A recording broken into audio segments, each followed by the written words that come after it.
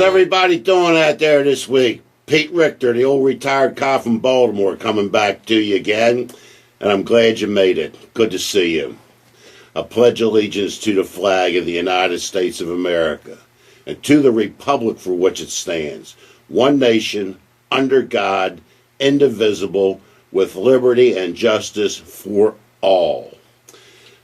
Well, Baltimore City's crime rate went down a little bit, and they made 30,000 less arrests last year, and it's 2010. So with 30,000 less arrests, how come the crime rate went down? Well, here's the answer. They're not going to tell you, and I'm going to tell you the other side of the badge because I know what it is.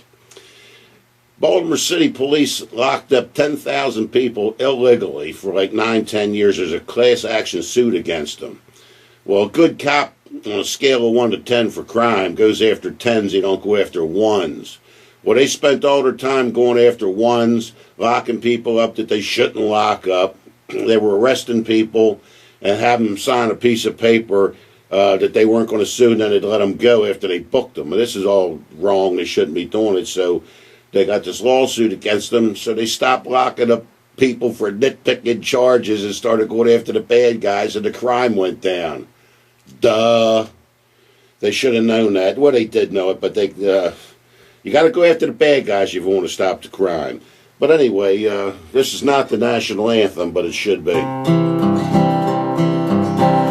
land is your land, this land is my land, from California to the New York Island, from the Redwood Forest to the Gulf Stream waters. This land belongs to you and me. As I went walking that Ribbon Highway, I saw above me a golden skyway. I saw below me a golden valley. This land belongs to you and me. This land is your land, this land is my land, from California to the New York Island, from the Redwood Forest to the Gulf Stream waters. This land belongs to you and me. Nobody living can ever stop me as I go walking that freedom highway. Nobody living can make me turn back. Yeah, this land belongs to you and me. This land is your land, this land is my land, from California to the New York Island, from the Redwood Forest to the Gulf Stream waters. Yeah, this land belongs to you and me. I say this land belongs to you and me. That was a Woody Guthrie song, old-time folk singer, and you probably know his son Woody Arlo Guthrie. Anyway, I'm not going to tell you who this is to the last minute tonight, but 57 years ago, the greatest songwriter, country songwriter there ever was, passed away. And he was also a gospel writing person. This guy wrote a ton of gospel songs. I'll give you some clues before I tell you at the end of the show. But this fella was hired by Fred Rose, a song publisher in Nashville. And he hired the secret guy to write gospel songs. Well, then they found out he knew how to write these other songs they could make money off of on the jukebox. So they started letting him write them songs too, and it became real popular. And he also wrote songs about the other side of life, about drunks and women having babies out of wedlock and the things you shouldn't be talking about. And they didn't want to put him out under his name because they figured it would hurt record sales, so they put him out under the name of Luke the Drifter. Well, Luke the Drifter died 57 years ago, but what was his real name?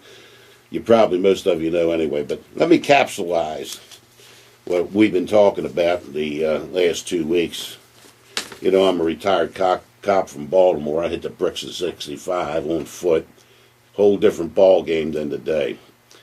But after working 2 jobs most of my life, I moved to Eastern Shore. That's across the Chesapeake Bay from the Annapolis Naval Academy.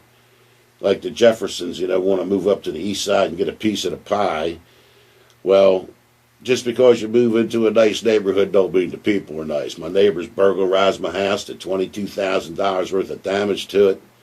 Sheriff's Department told me they did it, wouldn't do nothing about it. Then I started working my way up the food chain for help, went to the state police. They permit stolen cars to be sold on the street. I reported drugs. They did nothing about it.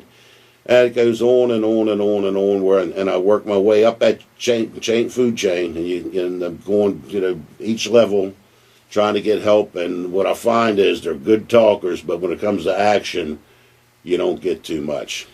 And I worked my way up to a senator for help. He said he'd help me, so he sent the Maryland State Police after my business to run me out of business because I'm reporting corruption. How do I know this? A captain up the Centerville Barracks told me in front of 4 of my witnesses that it wasn't his sergeant that's the problem, it's the senator. The senator told him to get me. Well, sounding like Nazi Germany, I said, this can't be. This is unbelievable. So I filed criminal charges against this senator and this sergeant. And the investigator sustains my complaint, tells me I'll be happy with the results. I said, thank you. I reported on the local talk show in Baltimore. And the following week, the paperwork comes to the Maryland State Police. Nobody did nothing wrong, and I'm not entitled to copies of the reports. Man, if this don't stink like Nazi Germany. So I take my car, vacuum it out on video, drive it to a local spot where all the politicians park. And this particular senator parks there with a pickup truck, vote for him, so I parked my car there.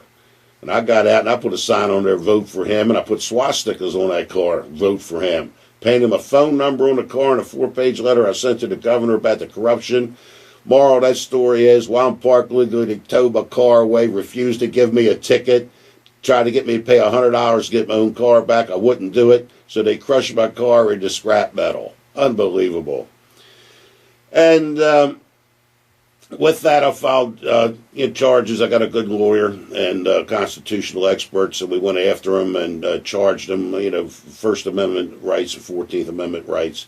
I'm entitled. I have free speech. Well, I should. So should you, but do we? And I'm entitled to due process of law. I guess due process of law now is we're going to take your house to build a shopping center to get more tax money. But anyway, to make a long story short, the federal judge decided the law wasn't the law, so now that's up on appeal. And when they towed my car, I painted the same message on my van, went to the same spot, stood there with the American flag, and dared them, tow this one while I'm standing here. And they backwater. So from there, I went to a mall over in Annapolis, picked my wife up one night. Because of the writing on the car and phone calls made by the senator's office, I'm attacked by the mall guards, lunging into my car, trying to take a video camera out of my hand. I tried to charge him with assault and temporary robbery in the court system. You talk about problems in this country. This court system's a big problem. Armed with the video, I was not allowed to charge this guard with assaulting me and try to steal my camera, but they charged me under a restraining order for assaulting him. Went to court, showed the video, judge throws it out. At that time, the guard committed perjury twice, once on the affidavit and then verbally in court. Then the state's attorney in Annapolis charges me criminally with assaulting this guard. I called that state's attorney up. I said, I demand my day in court. I demand it. I don't want you to do anything with this case. I want to go to court. See, they'll use that system to scare people. And they got a lot of weight, and they can do what they want, and they'll send you to jail. They'll lock you up illegally if you push enough buttons. Well, anyway, after 3 or 4 months, I got a letter from the state's attorney. They no-low prosecuted the case, which means they decided they're not taking it to court. Why not? And the answer is because they're the ones that are wrong. And another thing is the cops or security guards at the mall. We're paying the liability insurance out of our taxpayers' dollars so these big shot mall owners can have police security. Unbelievable. Well, what I'm going to talk about this week is being threatened to be shot by the Maryland State Police. Like I said, when they towed my car away, I immediately put the same stuff on my van. And I got it parked at the same location, and there's a Maryland State Police trooper with it on the radio right behind my car, writing tag number down, looking my van over real good. So I walked up to him. And it took me a long time to realize this. But in my day, we did the right thing. And you better not be messing with the police. I'm going to do my best to protect the police because we were tight in those days and we did the right thing. It wasn't all political like it is today. So, in the back of your mind, or my mind, I'm thinking, this guy's a cop. He'll want to help me. My house has been burglarized. I'm going through all this problem. But I was wrong. And it took me a long time to figure it out. And another thing I learned is to take your video camera and leave it run. You always have a tendency to turn it off, and that's when you need it, is when it's off. So I get talking to this corporal, and I'm telling him what's going down. I'm asking for help, and he's like looking at me strange. And I don't pick up on it, but what it is they're political. They're political guys. They're not police. Not all of them. There's a lot of good cops out there and a lot of good Maryland State Police. But the percentage of bad, I think, is at the point where it hurts the whole outfit. So anyway, that's the first time the guy stops, that I'm basically stopped by this trooper. And my tags were due at the end of the month, to put the sticker on. Well, I already had the sticker, but I'm not putting it on to the last minute because I know they're going to be messing with me. This will give them something to fool with. And that's what he's doing. He knows them tags are going to be expired in a couple of days or a week or two, whatever it was, and he don't tell me. The tags are going to expire because they want to get me. Well, I picked up on that too. Anyway, this same trooper totally stopped me 5 different times. The time I just mentioned, and then one night in front of my house, 3 o'clock in the morning. I live on a dead-end street, cul-de-sac, big circle at the end. There's only 7 houses on the street. Everybody's got that acre or two. And it's 3 o'clock in the morning, and where I live, you can't see your hand in front of your face at night. So I'm in my van. I was leaving my van up where the senator parked his, but somebody slashed all my tires. The state police said it was my fault for parking there. I should know better. Good investigators. Well, anyway, I pull into my street, go to my house. I have my guitar with me. I'm going to put the guitar in the house. I got to walk 2 city blocks to get back to my house from that stop sign where I wanted to park. So I go to the house, put my guitar in the garage, and I come back to park. So I pull up to the stop sign where I wanted to park, and I'm thinking to myself, I belong on the other side of the street. It'd be better for the people driving to work in the morning. They'll see my van. So I turn around, and I go to the end of the cul-de-sac and turn around, and I wind up parking, and here comes the police car unmarked, and I can tell it's a police car. He's driving in real slow. Goes to the cul-de-sac, turns around, he comes back, and the blue lights go on. Well, I turn my video camera on, and I turn the inside lights on in my vehicle. I don't want to give him any excuses. So he comes up, and it's the same guy again, right? So I says, what's the matter now? I says, I live here. He says, well, you're suspicious. I said, why? He says, 3 o'clock in the morning, a car making a U-turn on the street is suspicious. I said, you just made one. And anyway, the paper guy come in, deliver the papers. He makes the U-turn too. I said, I guess he's suspicious too. Well, anyway, we're going to take a little break now, and when we get back, I'll tell you about the rest of the stops this man made before he threatened to shoot me. Hope you got a coffee while you was out there on that break there. Let me continue this story. So I'm on my own street now, 3 o'clock in the morning. Here's the same cop again messing with me. And then out of nowhere comes another one. Then they start shining lights in my car and everything else, right? Then they start asking me stupid questions. I don't answer these stupid questions. But anyway, one thing led to another. And they run my tag number, asked me what I'm doing, this and that. I said, I don't live right here. You know who I am. You know, you stopped me because it was written on my truck. Oh, no, we didn't. Well, anyway, another night goes by. I'm in my car this time. 3 times in the same night, within an hour and 15 minutes, this same trooper stops me. At no time am I violating the law, and he can't give me a ticket. He's just harassing me. So one of these stops, he says to me, your tire touched the light. I said, well, give me a ticket then. We'll go to court. I don't get no tickets or nothing, but 3 times in the same night within an hour and 15 minutes. So I called the barracks. After the second stop, here he comes again. I'm on the phone with his boss when he comes up, you know, the 3rd time in the same night. It's like these guys are as dumb as a bag of hammers, some of them. So anyway, to make a long story short, I take the video evidence and I mail it with a letter to the superintendent of the Maryland State Police about this harassment. Don't even get a letter back, nothing from them. They do what they want, and they get away with it. It's just unbelievable. So he knows who I am, he knows where I live, he knows what I'm doing, and he knows I got the video camera. Nothing's a secret. So anyway, there came a time where I'm up Centerville in court. One of the burglars has a Rottweiler dog. And I talked about this 2 weeks ago. Rottweiler dog comes in my garage, which is attached to my house. You need a warrant to come in the house, and especially it's in the garage and it's attached to the house. The Rottweiler dog knocks my wife down, blood all over the place, and they won't write reports. The state's attorneys won't do nothing. Nobody will do nothing. Well, anyway, the same dog again comes in the garage one night when wife and I are parking the car. So I pushed the button inside my car and trap him again inside my house, and I called the dog catchers to come get this dog. There's a leash law where I live. Well, the dog is not like a vicious dog, but he's like stupid. So I'm going to tie him up so, you know, when I open the door for the dog catchers, he won't be able to go anywhere. And he's like trying to get away from me, and he scratches me on the arm, draws a little bit of blood.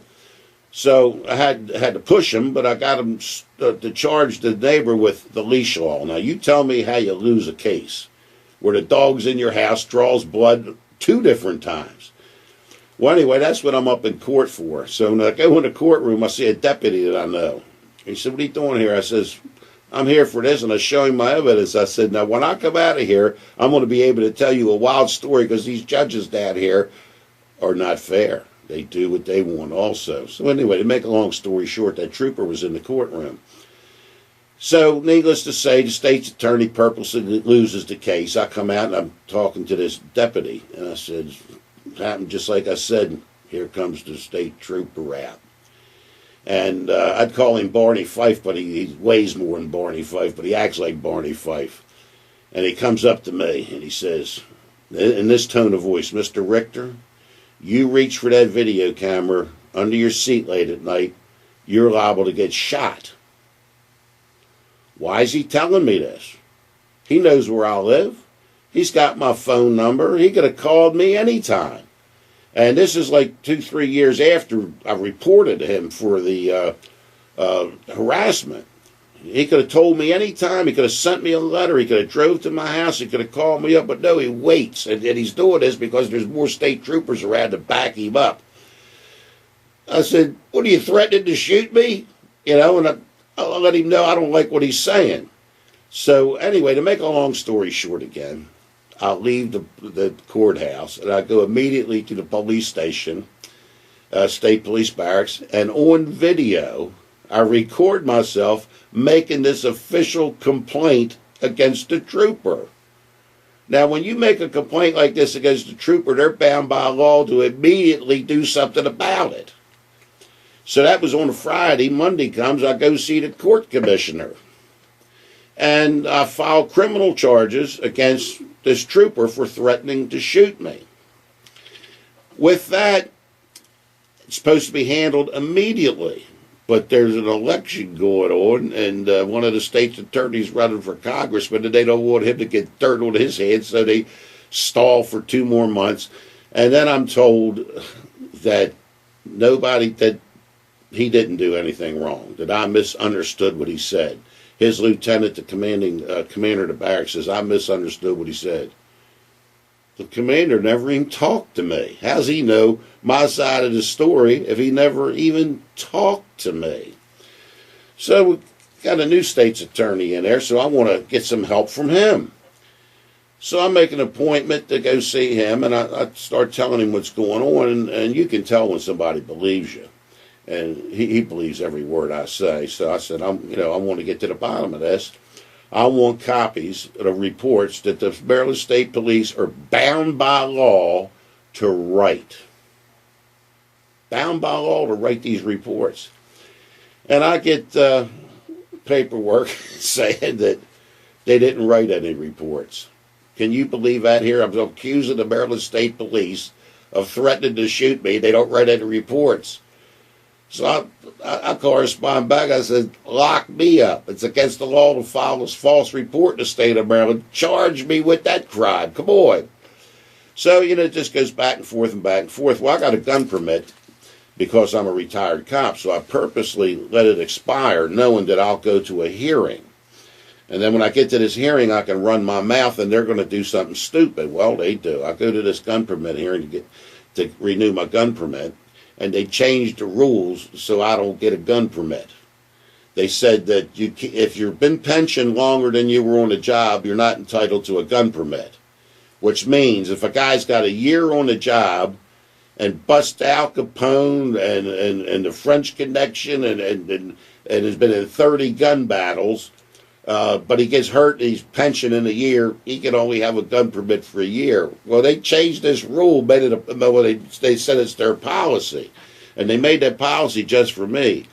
But one of the guys on the board was an old timer. He says, you can't do that, that's ridiculous, give him his gun permit back. Well, anyway, while I'm at this gun permit, the state police sergeant that's in there reads the reports that they said they didn't write.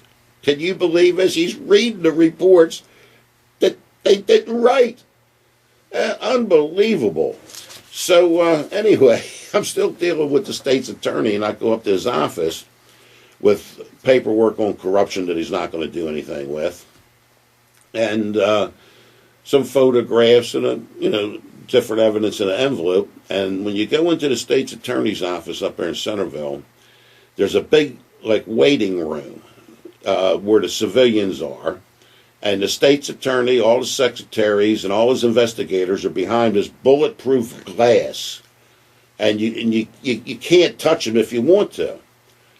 Well, I've got my camera in my hand. My camera's running. I'm in the public part, and I walk up to the window, and the girl comes up. I said to her, "My camera's on. I'm just filming this because I want a record that I'm turning this evidence in." I said, there's a lot of stuff gets missing when you send registered letters. They say the secretary got it and didn't give it to them. So no problem whatsoever. She's all bubbly. That's okay with me, Mr. Richter, blah, blah, blah. And, I said, see you later, and I'll leave. Another time I go up there, same story. And I even wish the guy Merry Christmas. I give it to it. He says the same thing back. Well, next thing, I get a letter from the state's attorney threatening me with felony arrests under the wiretap law for recording. Well, let me give you one of the case that just went to court not too long ago here in Maryland. Guy in his 20s, 25, 26 years old, somewhere in there, is on a motorcycle driving like a lunatic. And he's got a helmet camera on. In other words, he's got a motorcycle helmet with a camera bolted to his helmet. And these guys with these hot motorcycles all over the country take pictures of themselves, or they video themselves doing this fancy driving on the highway, and they put it on the YouTube, and they try to sell it. They get something exciting, they can sell it. And they do it all over the country. Well, anyway, this guy's doing the wheelie 70 miles an hour, whatever he's doing, and he gets off I-95 at I'm pretty sure it was a Churchville exit, and it's like a long exit, and there's a red light. Well, he gets hung up in the traffic. He can't go nowhere. Off duty, Maryland State Police, jumps out of his personal car, gun in hand, doesn't say who he is, doesn't identify himself as a police officer right away, and accosts this guy at gunpoint. They arrest him. Then they get the state's attorney to go to a judge, and they get a warrant to search his house, and they go confiscate the boy's computer. Well, lo and behold, the boy's a decent guy. He's a computer expert himself, and he works for the federal government up at the Aberdeen Proving Grounds. His mother and father are both retired Air Force. His kids know hoodlum. I talked to his father. He's a great kid. The only thing he does, he drives like an idiot on the motorcycle. Other than that, he's a great kid. Well, anyway, that went to court. And what they did, they charged him with the same charge the state's attorney threatened me with. In Maryland, under the wiretap laws, you can't secretly record a conversation. If you remember Linda Tripp with Clinton and Monica Lewinsky, she was in Maryland and she secretly recorded a conversation with this Monica Lewinsky, and they went after this Linda Tripp with that. But the court ruled if you're out there in public, whatever you see is fair game. There's no expectation of privacy, when you're out, in public. So. Anyway, that's what they did with that poor guy. Well, anyway, I went to court and he won, and there's more to it than that. But who's that guy I'm talking about? Died 57 years ago. Nicknamed Luke the Drifter. Wrote gospel songs. Well, anyway, I'm going to sing you one. This one here was written in 1895, but Luke the Drifter put it out. And it's called A Picture from Life's Other Side. Well, in life's mighty gallery of pictures hang the scenes that are painted from life. There's pictures of love and of passion, and there's pictures of peace and of strife. There hang pictures of youth and of beauty, of old age and the blushing young bride. They all hang on the wall, but the saddest of all, they're the pictures from life's other side. A picture from life's other side. Someone has fell by the way. A life has gone out with the tide that might have been happy someday. There's a poor old mother home, waiting and watching alone, longing to hear from a loved one so dear. It's a picture from life's other side. Where the first scene is that of the gambler who lost all his money at play, and he draws his dead mother's ring from his finger. She wore long ago on her wedding day, but it's his last earthly treasure and he stakes it. Then he bows his head that his shame he might hide. When he lifted his head, he found he was dead. It's a picture from life's other side. A picture from life's other side. Someone has fell by the way. A life has gone out with the tide that might have been happy someday. There's a poor old mother at home, waiting and watching alone, longing to hear from a loved one so dear. It's a picture from life's other side. Well, the last scene is that by the river, of a heartbroken mother and babe. As the harbor lights shine and they shiver on an outcast that no one would save. And yet she was once a true woman, somebody's darling and pride. God help her, she leaves, there's no one to weep. It's a picture from life's other side. Pete, coming back to you now. I'm going to give you a phone number up there. And we're at LibertyWorksRadioNetwork.com, or the shortway, LWRN.net.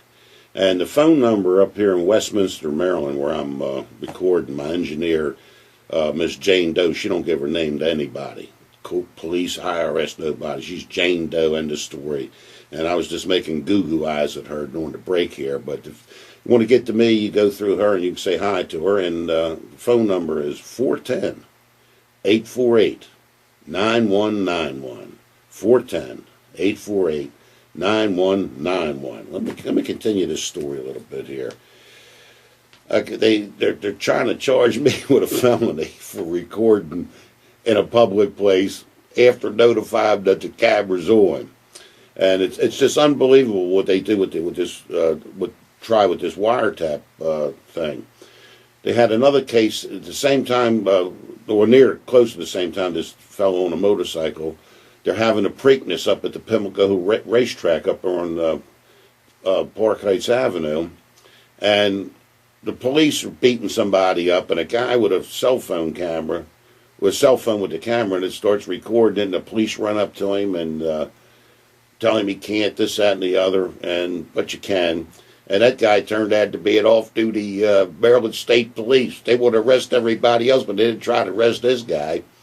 And the state police, the state policeman put it on YouTube. He got in trouble with his bosses. They said, well, just take your name off of it.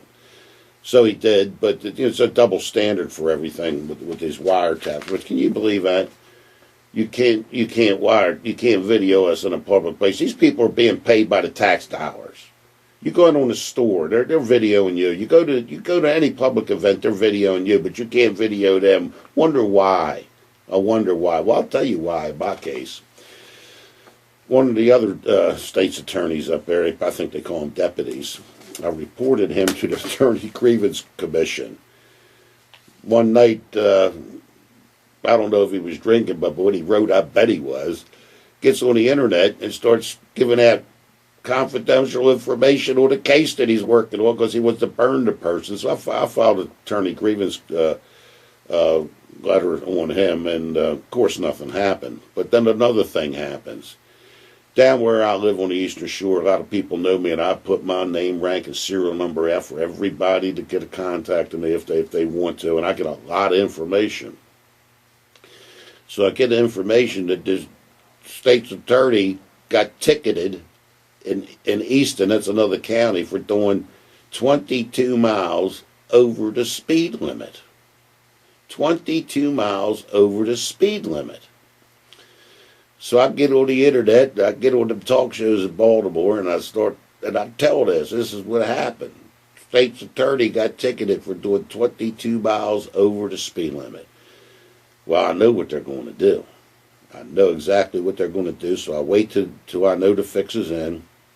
And I get back on the internet, and I get back on the radio, and this is what I say. They're going to change the trial date. So they get a different judge that's not the regular sitting judge, so it doesn't look like the fix is in. And the state police trooper is not going to be told of the trial date change. So when the trial date comes, the police won't be there, and the judge will find him not guilty. Well, I don't have to tell you what happened, do I? But this is how they treat the civilians. And I made complaints to the courts about this, and of course they don't answer you. They do what they want to. But they'll get 30 people in a courtroom because they got tickets. And the judge will say, whoever wants to plead guilty goes first. Whoever wants to plead guilty with an explanation goes second. And anybody that wants to plead not guilty, you go last. Well, the people that plead guilty go first. Judge finds them guilty, fines them. And they always, generally they fine you less than a ticket, so you try to go, so they can get you going away like a happy camper. Then the people that pled guilty with an explanation get up and tell their little stories, and the judge does the same thing. And then if you plead not guilty, the police is not there. The police is not there, okay? If you plead not guilty, the judge postpones the case to make sure the police is there. Oh, this is unconstitutional. You're entitled under the Constitution to face your accuser. The burden of proof is on the accuser. The police is not there. That judge should say not guilty to everybody in that courtroom that police gave a ticket to. But they don't do it. And anyway, that state's attorney's mad at me. I wonder if that had anything to do with them threatening to arrest me with a felony for video in a public place and somebody that's on the taxpayer's dole. But I tell you, you can believe anything today, anything. Another case happened in Maryland. DNR cops. They're a trip too.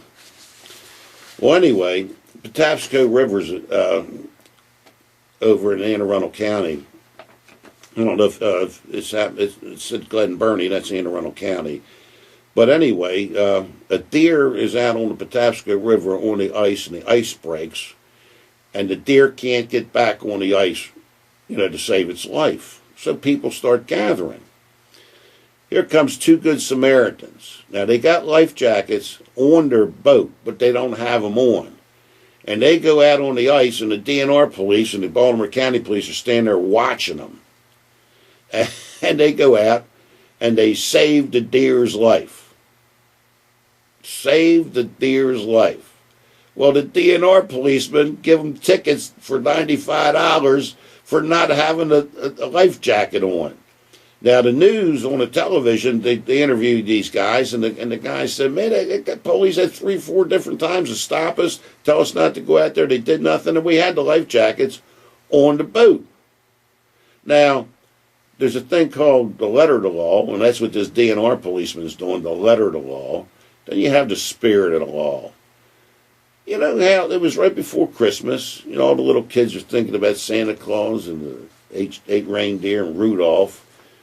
And to them kids watching the news, man, that could be, Dasher or Dancer, Prancer and Vixen. Could be one of them. And these two guys are saving them. Man, they're my heroes. And then the police give them $95 tickets for not to have a life jacket on. It's like, I guess that's just as dangerous as not having your seatbelt on. Man, how dumb to get all that bad publicity giving out a $95 ticket to a hero. I mean, that takes a lot of guts to go out there and risk falling in that water yourself to save a deer, but there's a lot of people out there that like animals. A lot of people like animals better than they like people. Now they're all mad at the police. How dumb is this? It's just like unbelievable. And then he had another case at an airport, and I got the paper in front of me, but I'll just talk, off the top of my head with it. A woman who had been a rape victim, who has some kind of pacemaker type thing in her chest, is going to the airport and to get on the plane, and there's something wrong with the scanning device. So now you either got to be patted down. Well, the woman's 56 years old and was a rape victim. I don't know when she was raped, but she's, a rape victim. And she got this pacemaker-type device implanted in her chest. And they grab her out of line. They say, the machine's broke now. You got to get this pat down. She says, I don't want nobody touching my breast. You can use the wand on me. And that's not good enough for the police. One thing leads to another. They throw her on the ground, lock her up, and drag her out of the place. Can you believe that? Now, here's what's going through my mind when I hear this kind of stuff. If I go to the airport, and for whatever reason I decide not to go through the search, I should be afforded the opportunity to leave. The cops, these TSA guys should say, all right, you don't want to comply, you can't get on the plane. End of story. That's not good enough for them. They throw the woman on the ground, drag her out of the place in handcuffs. Unbelievable, but that's what's happening all over the place today. And we got to put a stop to all this. You just can't have this. This is the United States. You're supposed to be able to motivate freely. And if you're not doing anything wrong, you should be left alone by the cops. I had a state police first sergeant tell me this one. I almost laughed out loud when he told me this. Sobriety checkpoints were not there to arrest people. They're there to educate the public on drunk driving. Tell me anybody in the United States, legal citizens, that don't know it's against the law to drive drunk. Tell me one. I don't know any. It's just unbelievable. And one of the reasons they do this crazy stuff is because driving's supposed to be a privilege. You know, like they got these new things that, I forget what the word they use, but Texas and Florida's doing it. They stop you. You don't take the breathalyzer. They force you to submit to taking your blood. They take your blood. Unbelievable, because driving's a privilege. Well, the state of Maryland gave out 5,000 driver's licenses to illegals for like 5 or 6 years. Well, a privilege is something you earn. So in the United States, if you come across the border illegally, that you've earned the right to get a driver's license in the state of Maryland. Unbelievable. Anyway, let me do a gospel song here, written by this fellow. I'm going to tell you his name here in a second. But like I say, he wrote a lot of gospel songs, and I think he wrote this one for the politicians in Washington and the lobbyists in Washington and those big capitalists that run the show. But Luke the Drifter, this gospel writer's real name is Hank Williams. Died way back there New Year's Day in 1953, drunk, high on drugs in the back seat of a powder blue Cadillac. But I think he wrote this one for them crooks. People steal, they cheat and lie for wealth and what it will buy. But don't they know on the judgment day that gold and silver will melt away? Oh, I'd rather in the deep dark grave and know that my poor soul was saved than to live in this world in a house of gold and deny my God and my soul. Good as gold and silver too. If your heart's not pure and true, sinner, hear me when I say, fall down on your knees and pray, for I'd rather be in a deep dark grave, know that my poor soul was saved, and to live in this world in a house of gold, and deny my God to my soul. Jesus says, come unto me, break them chains and set you free. I carry you to my home on high, where you'll never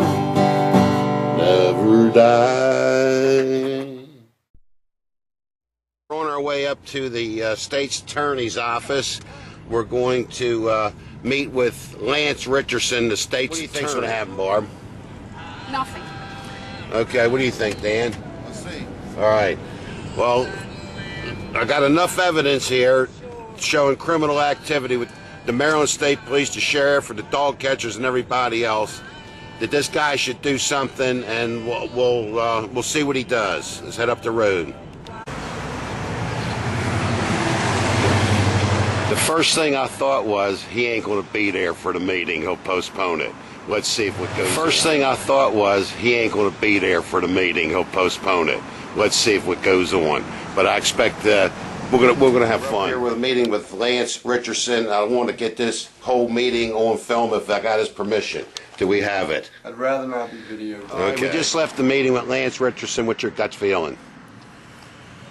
I think he's a nice guy. Nice guy. You think he believes what we said? Yes. Yeah. Okay. You think he's going to help us? I think so. Okay, so do I. So let's play it. His body language. Let's head on down the road.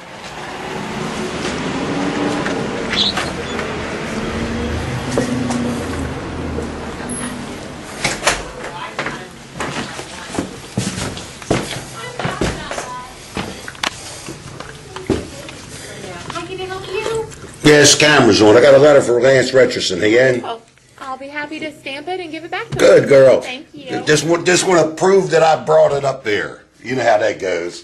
Thanks, Hug. Thank you. Bye. Yeah, I got a letter here. I just want to make sure that Lance gets it. Okay, Okay? and it's from? Me, Pete Richter. Okay, I'll see you gets it. All right, thank you. Merry Christmas. First saved message sent Tuesday, September 28th at 11:35 a.m. We're coming out the other side. Lance Richardson, I got your messages. Just putting you on notice that if you bring your video camera up here, you're going to be asked to leave, and your camera very well may be seized as evidence. If you don't leave, you're going to be charged with trespassing. You're also going to be charged with harassment because you've harassed my staff repeatedly. So I'm asking you, number one, not to come here. Number two, not to bring your camera. Whatever that ruling was involving traffic stops is not applicable to my business. So if you want to come up here and harass my staff and refuse to leave, the police will be called and we will address the situation. So I hope you're going to listen to this message and feel free to save it on a recording because I will be useful for me as evidence in the upcoming trial. Thank you.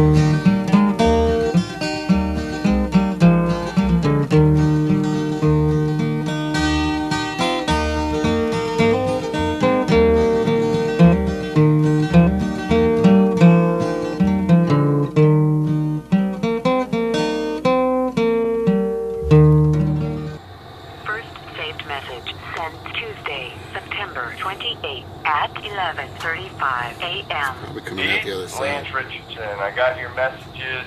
Just putting you on notice that if you bring your video camera up here, you're going to be asked to leave, and your camera very well may be seized as evidence. If you don't leave, you're going to be charged with trespassing. You're also going to be charged with harassment because you've harassed my staff repeatedly. So I'm asking you, number one, not to come here. Number two, not to bring your camera. Whatever that ruling was involving traffic stops is not applicable to my business. So if you want to come up here and harass my staff and refuse to leave, the police will be called and we will address the situation. So I hope you're going to listen to this message and feel free to save it on a recording because I will be useful for me as evidence in the upcoming trial. Thank you.